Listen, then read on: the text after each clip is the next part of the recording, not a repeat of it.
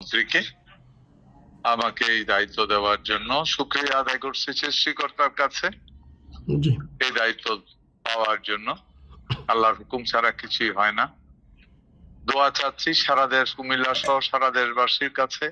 অনেক গুরুত্বপূর্ণ মন্ত্রণালয়, আমি যেন ইমানের সাথে, সততার সাথে, বুদ্ধিমত্তার সাথে আমার এই দায়িত্বটা যেন পালন করার তৌফিক যেন আল্লাহ আমাকে দেয়, ক্ষমতা যেন দেয়, এই দোয়া চাচ্ছি আমি কুমিল্লাবাসীর কাছ থেকে, সারা বাংলাদেশের মানুষের কাছ থেকে। আমি আমার সাধ্য পরিমাণ চেষ্টা করব এই মিনিস্ট্রি গুলিকে সত্যি এমন একটা পর্যায়ে নিয়ে যেতে যেন মানুষ, বাংলাদেশের মানুষ সত্যিকার অর্থে খুশি হয়। যেভাবে চলার কথা ঠিক ওভাবে চালানোর চেষ্টা করব।